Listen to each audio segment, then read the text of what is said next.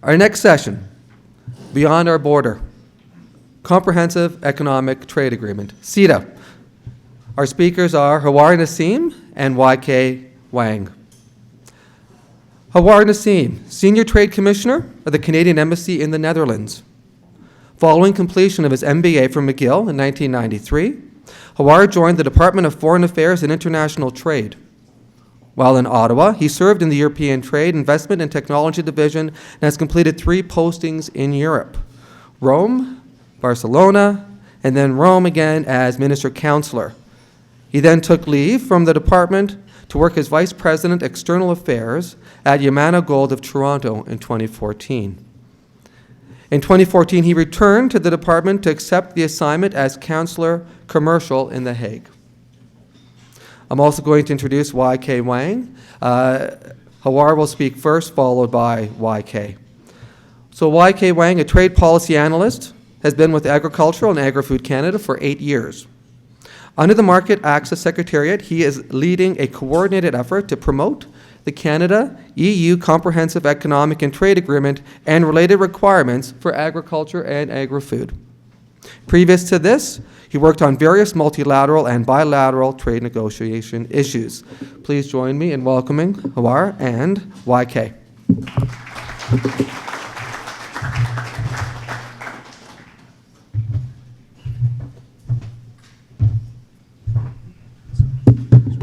Okay. Thank you, Paul.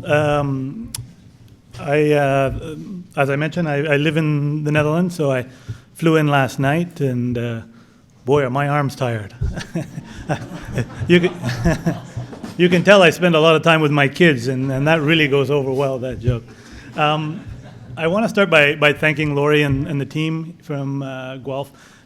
It's always good for us as trade commissioners to get out and meet companies, meet the people who actually are the drivers of our exports, and I'm privileged to be with such a good group to talk about the Comprehensive Economic Trade Agreement. I'll refer to it from now on as CETA so that I can reduce my time on the mic. I also look forward to kicking back after my piece and listening to YK take on all the hard questions you might have. So, talking trade with Europe is something that I'm very comfortable with. This is actually my 4th posting in Europe with the Department of Foreign Affairs, or now with Global Affairs Canada. I started advocating for the CETA agreement almost 7-8 years ago when we were in the early stages of trying to promote an agreement. And the motivation at that time was that we got a great relationship with Europe, but it's static. We need to invigorate it, and how can we do that? So we set forth on a path towards CETA. I am a firm believer in the European opportunity because it extends much beyond selling goods. It's about sharing ideas, sharing technologies, and it's a source of new and relevant technologies. As I walked the room today, I was speaking with people who were saying, the Dutch are really good in dairy, and we have dairy equipment in our stores. We use a lot of Dutch technology, and this is something that is absolutely relevant to the idea of why we bring trade together. Trade on an export basis is boring, and it doesn't generate a longer term result. It's investment in technology that we really need to focus on. Now, living in the Netherlands, I am frequently reminded of just how important our connection to Europe is. We have strong roots there that date back to the Second World War. I don't know if any of you got a chance last night to watch the CBC News, but there was a 10-minute special on why the Dutch love Canada. And that's really heartening, and it's something that's very real as a trade commissioner to go out, because doors open for us. The Dutch have not forgotten that Canada was a liberator in Europe in the Second World War.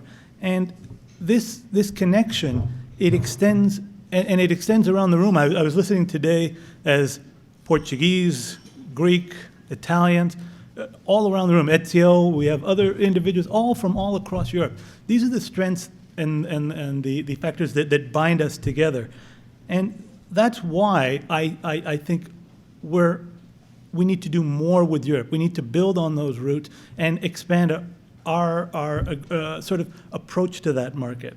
So over the next few minutes, I'm going to talk a little bit about why Canada and Europe matter to each other, the expected opportunities in the market, especially with a focus on Europe. And then I'm going to pass it over to YK, who's going to talk about CETA in greater depth. So when we talk about the Canada-Europe trading relationship, what's important here is, as you see, it's about $60 billion coming to Canada and about 40 billion going the other way. When we talk about the top 10 export markets, let's leave the US outside because it's almost an outlier in every discussion on exports. Most of the top 10 markets for us after the US are in Europe: France, Germany, UK, and the Netherlands. And those exports grew 17% in 2014. What's important there is that it's kind of the buzz effect. When people start talking about CETA, they get excited. We've seen an increase in activity, an increase in volume. We expect that to continue, particularly as we move and embark on CETA. What's important in this slide is that when you look at the GDP in the world, 50% of it is essentially North America and the EU. And as Doug mentioned, you know, he was talking about Brazil and India and China and Russia. Well, I often find myself the lone warrior talking about why we should be doing more with Europe. Why? Because when economists, and I'm glad Doug's not here because I'm going to take a shot at economists, when economists talk, they talk in terms of numerics, growth numbers, GDP per capita, et cetera, et cetera. Those growth numbers, they don't reflect the ability to do business in one's market. These are complex, difficult markets when we talk about Brazil, when we talk about India, when we talk about China. The familiarity that goes with having parents and grandparents who come from Europe means that it's an easier market from which to do business, and the growth is still there. The GDP, the economic vitality is still there. When we talk about the second largest trading partner in the world for us, it's Europe. Now, but as I mentioned earlier, what's important beyond the trade is actually the investment and innovation. And the Europeans are a critical source of investment in our economy. In fact, the second largest investor in Canada is anybody? Not anybody from that table? It's the Netherlands. $67 billion invested by the Dutch in Canada. Now, when that investment comes, it's not acquisition of companies or acquisition of resource companies. It's expansion and growth of technology companies, things that create jobs in our economies, things that make us more competitive in our North American environment. And on the technology side, the European Union, and through Brussels, is a home to fully 1/3 of all science and technology that happens in the world. And we, in Canada, we've negotiated accords which give us special access to those funds. In fact, just about 2-3 weeks ago, we had 17 small innovative companies from Canada come to Brussels and Eindhoven in the Netherlands, it's the home of Philips, to talk about technology partnerships to access an 80 billion euro fund for R&D in information and communication technologies. It's those kind of linkages that really drive the next generation of companies, and it's where we need to put our focus. On the agriculture side, there's a program called Horizon 2020. Horizon 2020 will put 114 billion euros into R&D over the next 5 years, talking about increasing production efficiency, coping with climate change, ensuring sustainability and resilience, and providing an ecosystem for public goods. It's also about empowering rural areas to support policies and rural innovation. Again, as Canadians, we have privileged access to this. We don't have direct access to the funds, but through partnerships with the European companies and institutions, we can get access and opportunity. What I want to talk about also is one of, as an example of what we're doing. Now, I don't know about the rivalries. When I was in Italy and Spain, there were certain cities that you didn't talk about. I don't know if I'm allowed to talk about Waterloo here, or if anybody. It's okay. It's okay. I don't want anybody to get upset. But we've been working with the Waterloo and Canada's technology triangle for the last 5 years. We've had missions back and forth, and what we've done is we've set up a partnership between Eindhoven and Canada's technology triangle, where we now have small and medium-sized companies going back and forth between the two regions to get a footprint into Canada, into the North American market for the Dutch companies, and vice versa for Canadian companies to come and land in the Netherlands. So we have this soft landing program, which is designed to help small companies get in with a business incubator, share ideas, have access to ideas and capital, and grow in the European context. Now, a little bit about the Netherlands, because my friends are here from the Netherlands Embassy in Washington and from the Consulate General in Toronto, Emmy and Ton. Working in Rotterdam, and this relates to CETA. Rotterdam is the largest port in Europe. It receives fully 25% of Canadian exports to the European Union. They've got an outstanding logistics hub, which means exporting into Rotterdam gets you within 1 day to all across Europe, a market of over 300 million people. And this hub it has meant that the Port of Rotterdam has used that as sort of a motivator or sort of a growth engine for the rest of the Dutch economy. It is why companies come there. One of the great examples I heard is that Tesla, who have decided to put a manufacturing facility, at a time when we're looking at our automotive industry, the Dutch were able to get Tesla to build cars in the Netherlands. And you think, well, there's no Dutch auto industry. It's all in Germany or in France or in Italy. They were able to get them to land in Tilburg to build their next generation environmental vehicles. They were able to do that because Rotterdam is such a great hub for them to get their products throughout Europe. I also want to talk a little bit about the importance of the Netherlands as an agricultural market. Again, Cliff Clavin, a little known fact, the Netherlands is the second largest global exporter of agricultural products, which is incredible to imagine when it's a country about this big. You can drive across the country in 3 hours. In 3 hours from here, you're not going to get too far. In the Netherlands, it's the whole country, and they are the second largest exporter. Why? Because they invest in technologies. They have research centers like the Wageningen Food Valley, where they take those innovations and they apply them directly to food issues and food problems. And because they have invested enormously in greenhouse technologies. It's quite phenomenal to drive at night in the Netherlands, and you'll see these big patches of light because they've got greenhouses all throughout the country where they're producing products and exporting them all around the world. That's my little pitch on the Netherlands, because that's where I am, and any market you're in as a trade commissioner is the most important market in the world. I want to talk also about CETA. I've explained to you the rationale as to why we started thinking about CETA all those years ago. The reason is that the relationship was static. It was not going elsewhere. And economists were telling you that you needed to go to Brazil or to India or to China, and we were losing that edge. We were losing that momentum. We weren't talked about in Europe. And so we decided that, well, we needed to get a trade agreement in negotiation. Now, negotiating with the European Union is never easy because it's 28 capitals, and then it's Brussels, and it's negotiations in every member state. But over the course of those 5-6 years, we've negotiated agreement, and it's not just an agreement in the form of other agreements that we've negotiated. It is our single most ambitious agreement ever.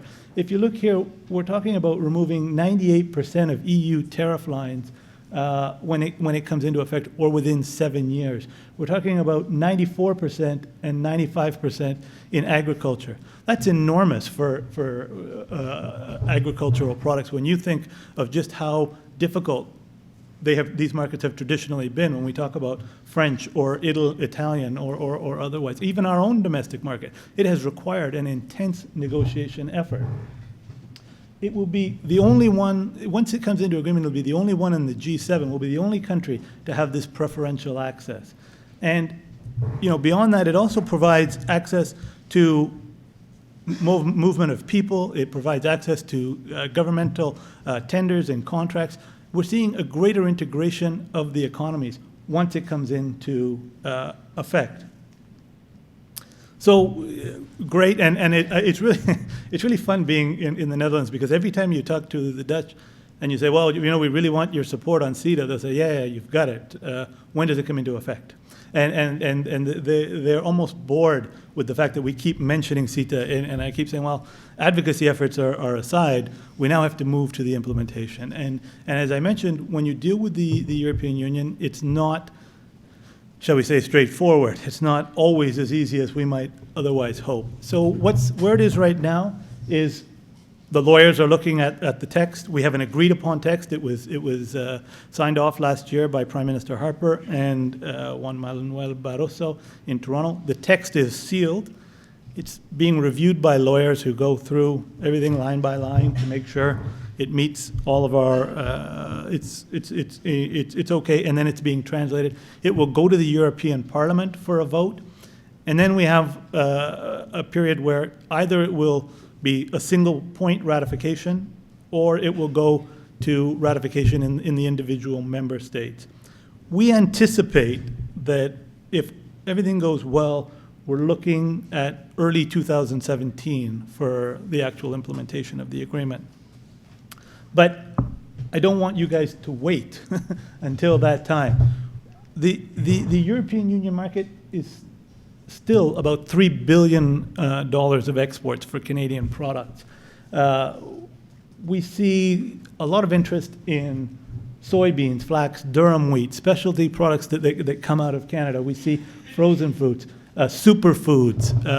We see an interest in sustainability and traceability. And there's an enormous volume of attention, and we are enormous producers of this. What we're trying to do at the embassy is to plug Canadian researchers in with Dutch research and Canadian product onto the plates of the Dutch. We have done beef promotions with Alberta, we've done seafood promotions, and there is an uptake. There's an enormous appetite for Canada. You will always hear questions about GMOs and others. Those are issues that are, if I can say so, a political issue that gets a lot of resonance, and a lot of politicians at the EU level can get play out of it. But it is not something which has impacted us in any negative way. So one of the things that you need to know is that there are major European fairs, food fairs, agriculture and food fairs all across Europe. These include food ingredients in Paris, Biofac in Nuremberg, Cial and the Seafood Global Exposition, Private Label. Anuga is not on that list, but that's a huge fair that also takes place. The Trade Commissioner Service, and together with our colleagues in the provinces, the regions, and with our agriculture and agri-food colleagues, we're present at all of these fairs. We have trade commissioners at every single, from most embassies, and agriculture is a priority for us. It's a major export, not only in the Netherlands, but across Europe. And we have trade commissioners at all of these events working with Canadian companies. In fact, in the Netherlands, in my own shop, the number one source of inquiries we get from Canadian companies is in the agriculture and agri-food, and we've had enormous success in responding to those. So what I'm saying in a nutshell is that I encourage Canadian companies to not be swayed by arguments of other markets. I encourage you to look at where you think you're going to succeed in a foreign market. Is it going to be in Europe? It is. It is. You will succeed there. There is an appetite for Canadian products. The Canadian government, through CETA, is trying very hard to facilitate that access and to give you preferred avenues with which to sell your product. And in the meantime, the Trade Commissioner Service the agriculture and agri-food people, the various missions that come out. We work with all kinds of cities, municipalities, provinces to connect you to the marketplace. And so I encourage you to take a broad look, not look at it as an export market, but look at it as a source of solutions, of innovation and technology. And we want to be your first point. My guy, Diedrich, who is the smiling fellow in the bottom right, is someone who many of you know because of his activity on the file, but he would be delighted to work with you, as would I. And with that, I hand it over to YK. I hope to see you all soon in the Netherlands.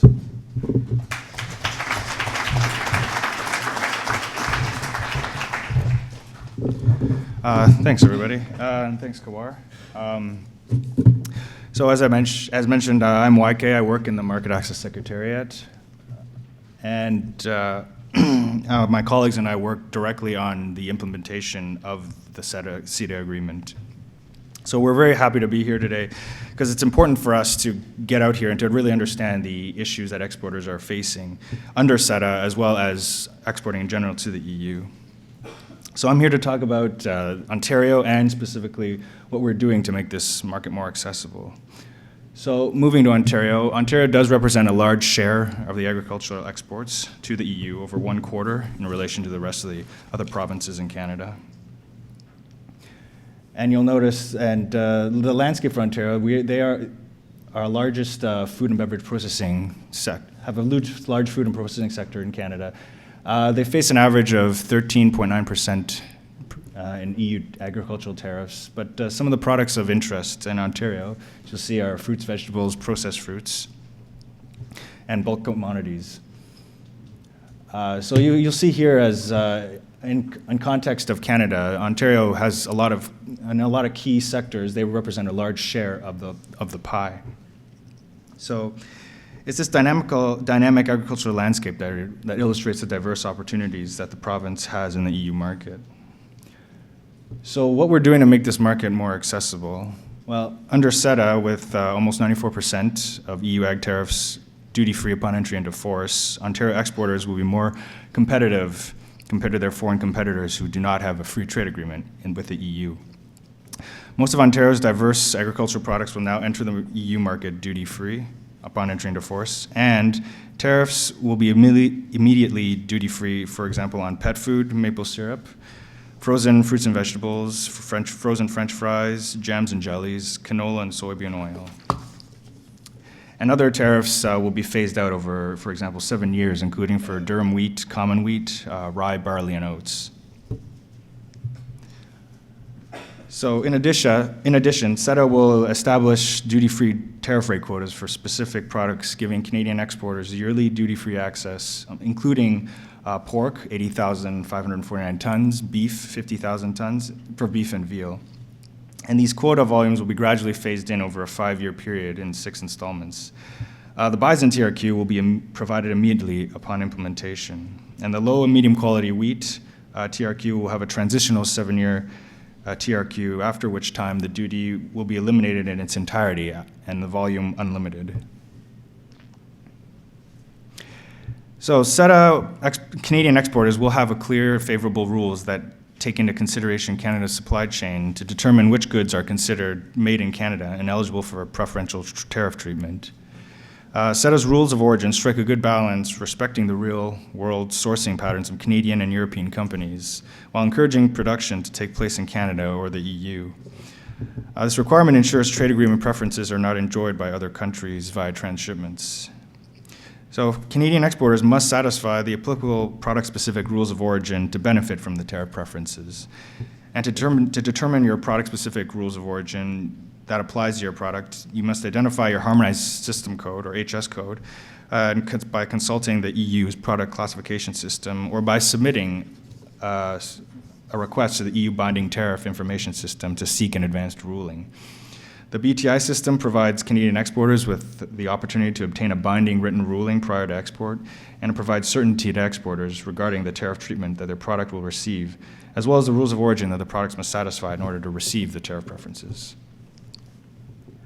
So this is an example that I've tried to illustrate for processed products for which rules of origin are in place that place limits on the use of non-originating materials, including meat, dairy, egg, sugar, cereal, and flour. Often it's specific to a exporter's recipes, so it's important to make sure that if you're using imported ingredients, that you meet the rules of origin, and that your good qualifies for the preferential tariff treatment under CETA.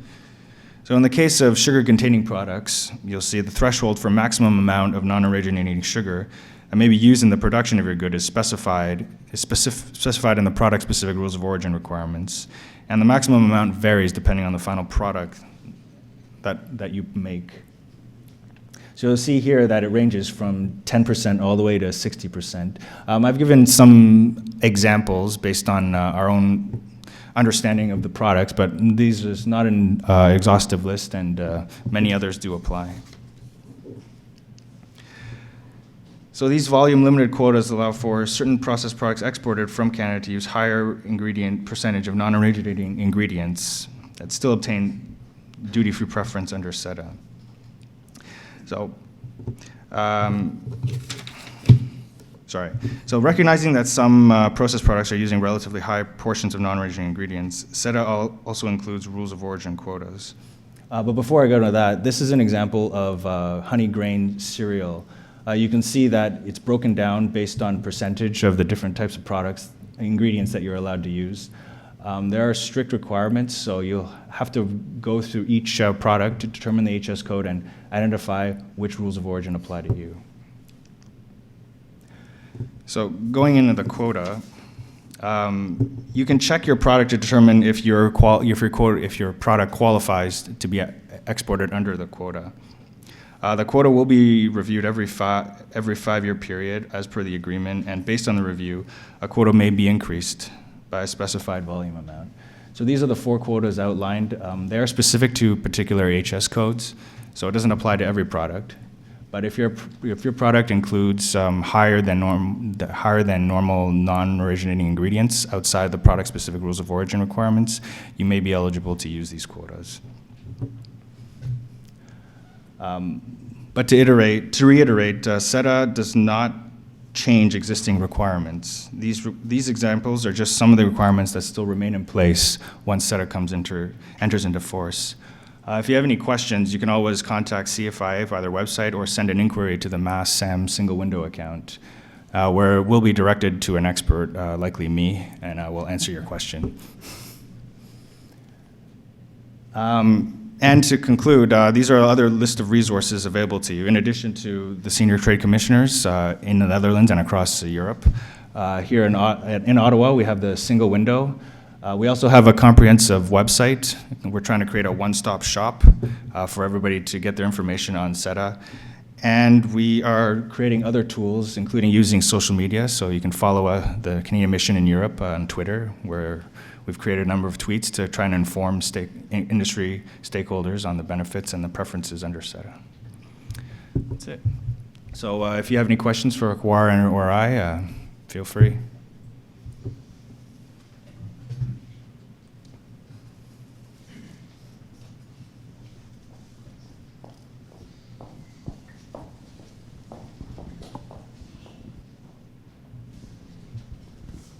I'm just wondering how quotas will be allocated within Canada. So for example, if there are 2 maple syrup producers who want to export to Europe, one in Ontario and one in Quebec, how will they determine who gets to Are you referring export? to the origin quotas? Yes. The origin quotas will be administered by EU on a first-come, first-served basis. But the current consultations are currently underway to determine how to best use the quotas, because Canada may implement export requirements such as an export quota certificate, but these consultations are still underway to determine that.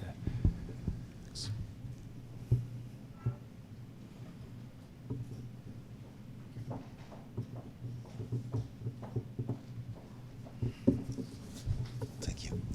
Excuse me, the rule, the ROO, is it also applicable to equipment? That is outside my scope of understanding, okay. Unfortunately. I think there's a question at the table over there.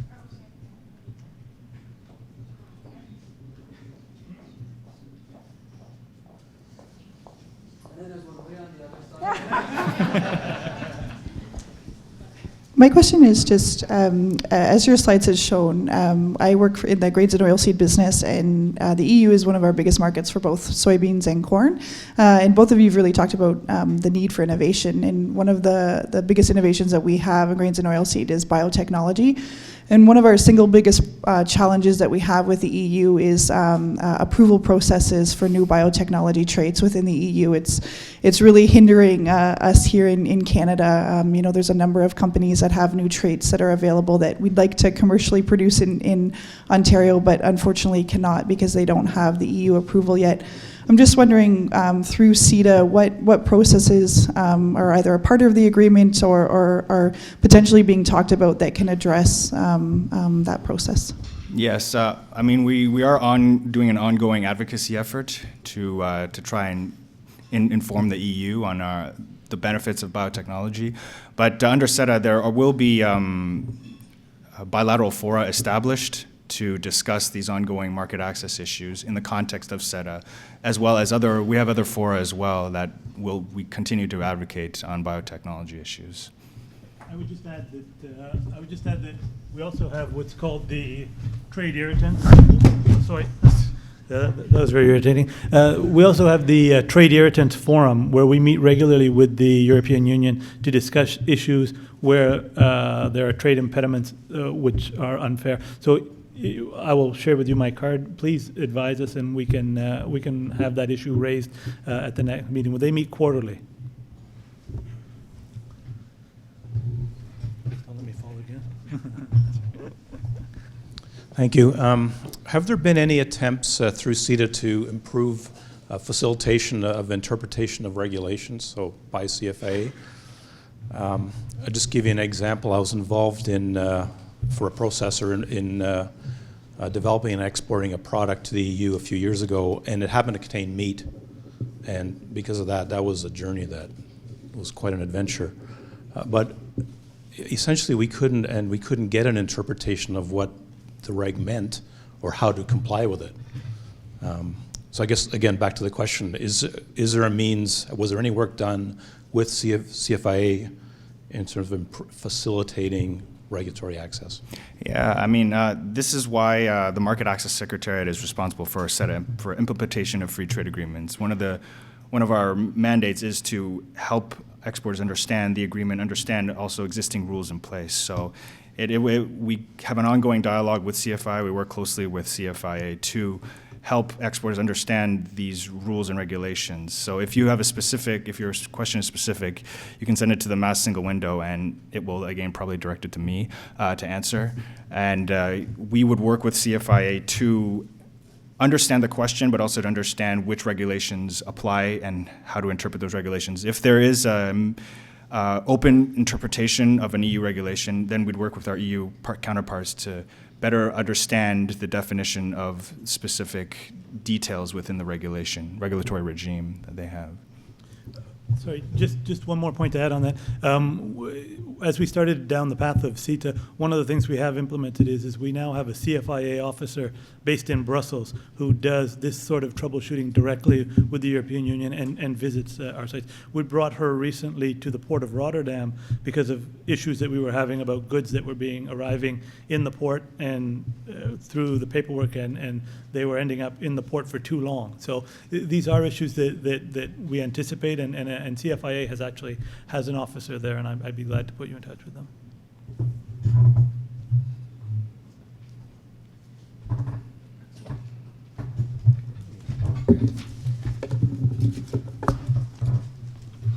Okay, well, YK and Khawar, on behalf of the organizing committee, please don't walk away quite yet. We'd like to, yes, thank you. And we would like to extend a token of our appreciation. Very much. Thank you. Thank you.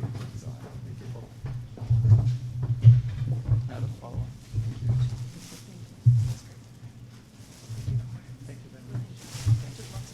Oh, good.